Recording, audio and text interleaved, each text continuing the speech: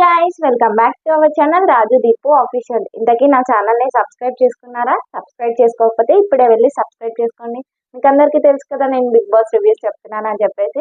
ఇంకా నా ఛానల్ని సబ్స్క్రైబ్ చేసుకునే వాళ్ళు ఉంటే ఇప్పుడే వెళ్ళి సబ్స్క్రైబ్ చేసుకోండి. ఆల్రెడీ నిన్నటి వరకు ఎపిసోడ్స్ అయిపోయినాయి. మళ్ళీ ఈ రోజు కొత్త ఎపిసోడ్తో మేము ముందుకు వచ్చాను. ఈరోజు ఏంటి తెలుసు కదా, నిన్న ఆల్రెడీ బెలూన్స్ గేమ్ అయిపోయింది. బెలూన్ సంచాలక్ నిర్ణయించారు ఎవరు విన్నారో ఎవరు ఫ్లాప్ అయ్యారో అని చెప్పి. మళ్ళీ దాని గురించే వాదిస్తే ఏమొస్తుంది? టాక్స్ గేమ్ జరిగినప్పుడు యష్మి అలానే చేసిందా? అలానే వాదించారా వాళ్ళు? ఒకసారి సంచాలక్ డిసిషన్ తీసుకున్నాక ఫైనల్ ఇంకా దాని గురించి అంత వాదించడం, అంత ఉర్రడం, అంత వాళ్ళ మీదకి పోవడం అది కరెక్టే కాదు. అండ్ సోనియా తీసుకుంది కరెక్ట్ డిసిషనే తీసుకుంది. దాని గురించి ఇంకా ఇది చేయడము, బాడీ పైన ఒకటి ఉంది, అగర్ బాడీ పైన ఒకటి లేకపోయింటే ఏం చేసేవాళ్ళు? కిందివే కదా కౌంట్ చేసేది. అది మొత్తం బయటికి పోయి పలగొట్టలే బయట ఉన్నారా? నేను లోపలికి వచ్చి పలగొట్టినా అని అభయ్ గారు చెప్తున్నారు, కానీ బయట పలగొట్టిండు. అవన్నీ చూడాల్సి ఉంటది. ఆయన స్టిక్ ఇరిగిపోయింది అంటే స్టిక్ ఒకవేళ అభయ్ చేతిలో ఇరిగిపోయింటే ఆ పాయింట్ రేజ్ చేసేది కదా యష్మి. ఎక్కడ ఉంటే అక్కడ తనే గెలవాలి అని అనుకుంటుంది. అక్కడ టీం ఉంటే అక్కడ టీం తనే గెలవాలి, ఇక్కడ టీం ఉంటే ఇక్కడ టీం తనే గెలవాలి. అది కాదు పాయింట్. సంచాలక్ డిసిషన్ తీసుకున్నాక ఫైనల్ అయిపోయింది. నువ్వు అది కరెక్ట్ చేసావా లేదా వాళ్ళు చూసుకున్నావు. ఆల్రెడీ నేను నిన్న ఎపిసోడ్ లో మాట్లాడినాను, ఇంకా దాని గురించి టాపిక్ అంతా వేస్ట్ అనిపిస్తుంది. అండ్ నిన్న జరిగిన టాపికే మళ్ళీ ఈరోజు చేసిర్రు. ఇంకా దీని తర్వాత దోశ టాపిక్ అనమాట. దోశ వీళ్ళు ఏమనుకున్నారంటే అభయ్ చీఫ్ కదా, వాళ్ళు సరే విన్ చేయలేదు కాబట్టి మన పని మనం చేసుకున్నాం, మన ఫుడ్ మనం ప్రిపేర్ చేసుకున్నాం, వాళ్ళకి చేసి ఇచ్చే అవసరం లేదు, వాళ్ళ పని చేసే అవసరం లేదు అని అంటే యాజ్ ఎ చీఫ్ గా నువ్వు డిసైడ్ చేసినావు. వాళ్ళు నీ దగ్గర ఉన్న నీ క్లాన్ మెంబర్స్ అయినందుకు కదా వాళ్ళు వినాల్సి వస్తుంది. ఓకే, కానీ విష్ణుప్రియ వచ్చి సడన్లీ నాకు ఆకలి వేస్తుంది అని చెప్పి వచ్చి దోశ కావాలని వేసుకుంటుంటే ప్రేరణ అప్పుడే వచ్చి వేసుకుంటుంది. చీఫ్ చెప్పారు కదా వెయ్యొద్దు అని చెప్పేసి అలా ఎలా వేస్తావు మనీ అని మెల్లగా మాట్లాడు. పాపం తనకి ఆకలి వేస్తుందంటే ఒకటి వేసిద్దాంలే అని చెప్పేసి మణికంఠ అన్నాడు. వేసిచ్చుంటే అయిపోతుండే. సరే నువ్వు వెయ్యకు ప్రేరణ, అక్కడ వేసుకో అన్నట్టు చెప్పాడు. అక్కడ వేసుకునేది కూడా తీసి మళ్ళీ విష్ణుప్రియకి ఇట్లా వేసింది. అది వేసే పద్ధతి విధానం అనేది ఉంటది, ఎవరికైనా హార్ట్ టచ్ అవుతుంది. అది తను వెయ్యకుండా ఉండాల్సిందే. విష్ణుప్రియ పాయింట్ ఏంటంటే నువ్వు వెయ్యకపోయినా పర్లేదు, నువ్వు వెయ్యనని చెప్పినావు, మణికంఠ వేస్తున్నాడు, ఆయన వేసి ఇచ్చేవాడేమో, నువ్వెందుకు వేసినావు? నీకు సంబంధం లేదు. చీఫ్ మాట నువ్వు వినేదాన్ని అయితే నువ్వు ఎందుకు వేసినావు ప్లేట్లా? నువ్వు వేయకుండా ఉండాల్సింది కదా. నువ్వు వేసుకొని నువ్వు వెళ్ళిపోవాల్సింది. మనీ వేసాడు, నువ్వు పోయి చీఫ్ కి మనీ వాళ్ళకి వేసి ఇచ్చాడు చీఫ్ నీ మాట వినకుండా అని చెప్పేసి నువ్వు వెళ్ళి అక్కడ చెప్పి నువ్వు మాట్లాడి ఆడ డిస్కస్ చేసుకుంటే అయిపోయేది. నువ్వు వెయ్యను అనేదాన్ని వాళ్ళు వేసినా కూడా నువ్వు కరెక్ట్ విధానం వేసి ఉంటే అది అంత గొడవ అయ్యేది కాదు. మళ్ళీ ప్రేరణ వచ్చి పెద్ద అంటుంది మనీ నీ గొడవ అంతా నీ వల్ల.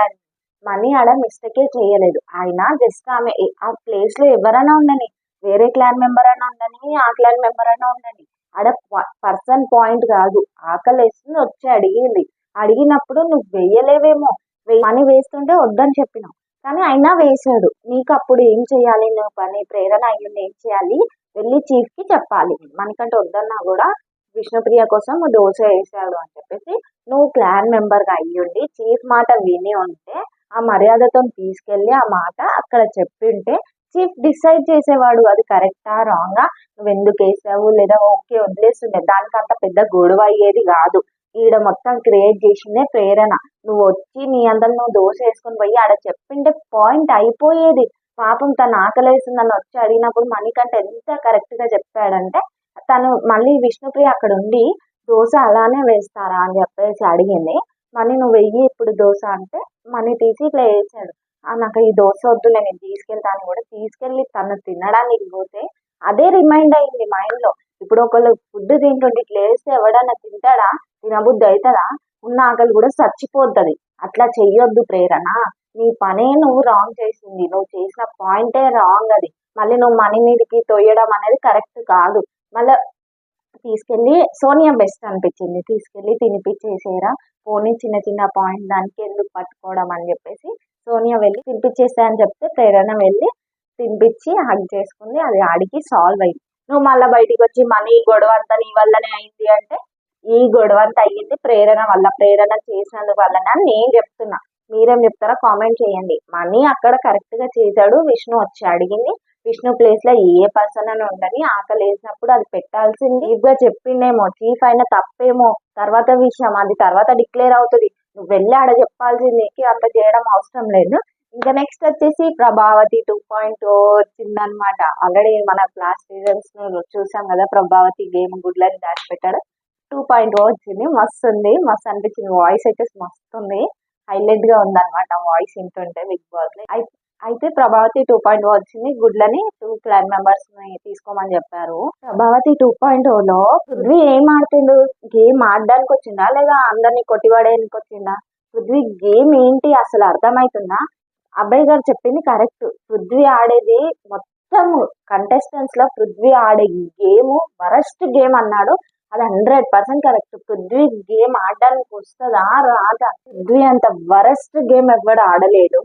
అండ్ వచ్చేసి మణికంఠ కింద పడిపోయింది కదా, మీరు అబ్జర్వ్ చేశారో లేదో, నిఖిల్ అంతా ఫైట్ గా నూకి ఇట్లా ఎత్తి పడేయలేడు.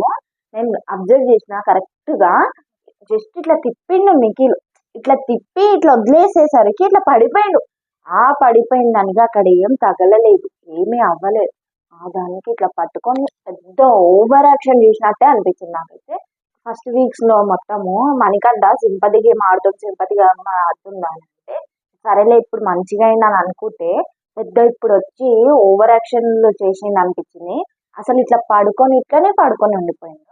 నేను అబ్జర్వ్ చేసి కరెక్ట్ గా చూసిన, మీరు చూసిరో లేదో నాకు తెలియదు కానీ నిఖిల్ ఇట్లా నూకిండు ఓకే, దానికి పడిపోయిందేమో ఓకే, మళ్ళీ నువ్వు గట్టిన అవ్వాలి, నువ్వు లెవ్వాలి, నువ్వు దానికి ఇట్లా పట్టుకొని 10 minutes ఆపి, అది పెద్ద ఓవర్ యాక్షన్ అనిపించింది.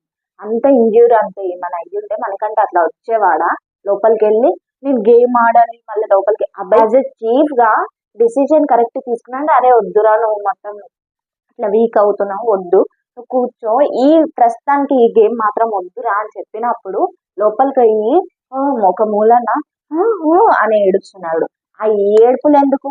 ఆ ఏడుపు లేనప్పుడు నీకు ఇంజురీ అయితే ఏంది, ఏమైతే నువ్వు పెట్టి నయ్యి నువ్వు టాస్క్ ఆడింటే 100% ఒప్పుకుంటుండే నిఖిల్ నువ్వు అక్కడ పడేసేవారు, నాకు ఇట్లా తగిలిందని బిగ్ బాస్ కి చెప్పి వెళ్ళి మెడిసిన్స్ ఏదన్నా ఉన్నా కూడా చూపించుకొని తెచ్చుకుని ఉంటే అయిపోతుండే. నువ్వు ఆడ పడి ఆడ ఓవర్ యాక్షన్ చేసి దాని తర్వాత వెళ్ళి ఒక గోడ సందున ఒక కార్నర్ సైడ్ ఏడ్చుకుంటా నాకు పిల్లలు ఉన్నారు, నాకు లైఫ్, నేను విన్ అవ్వాలంటే నీకు ఈ పాయింట్స్ నువ్వు విన్ అవ్వాలని తెలుసుంటే నువ్వు అంత ఓవర్ యాక్షన్ చెయ్యకపోతున్నా, అర్థమవుతుందా? నువ్వు పృథ్వీ వచ్చి ఆదిత్య ఓం గారిని పట్టుకున్నప్పుడు ఆయన చాలా ఆపలేకపోయారు. ఓకే పృథ్వీ స్ట్రెంత్ వేరు, ఆదిత్య ఓం గారి స్ట్రెంత్ వేరు, అయినా కూడా అంతసేపు ఆపారు అంటే అది ఓకే గ్రేటే అనుకోవాలి. అంత కూడా చెయ్యలే నిఖిల్ ని బ్యాట్ చేయాలి, ఇంకోని బ్యాట్ చేయాలని అస్సలు చూడొద్దు. మనకంట నీ గేమ్ నువ్వు వాడు, నీ గేమ్ ఎట్లా అనిపిస్తే నువ్వు అట్లా ఆడు. అది ఆడియన్స్ కి నచ్చొచ్చు నచ్చకపోవచ్చు.